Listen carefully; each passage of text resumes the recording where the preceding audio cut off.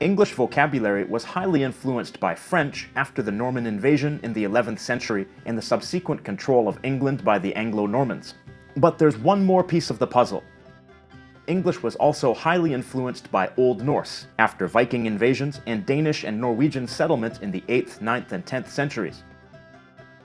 A large section of England was under Danish Viking control from the year 878 to 954, at its largest around half of England, under a regime known as the Danelaw.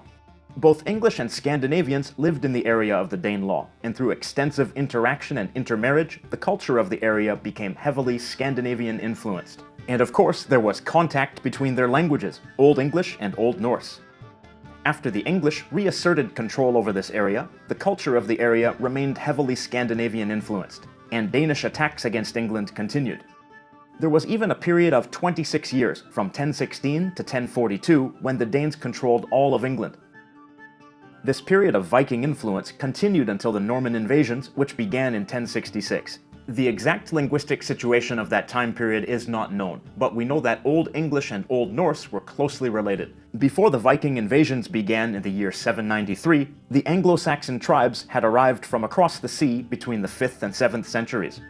They spoke Ingvaeonic dialects, Anglo-Frisian and Old Saxon dialects, and existed in close proximity with speakers of Proto-Norse. Before the Anglo-Saxon migration, these dialects were likely all mutually intelligible. So, with only a couple of hundred years between the Anglo-Saxon migration and the Viking invasions, their languages were likely still mutually intelligible, at least to a limited extent. At the very least, there were many similar cognate words. Despite the Germanic connection between Old English and Old Norse, we can see that the differences between Old English and Middle English are striking, that English underwent a change and simplification in grammar, and that many Old Norse words were adopted into English.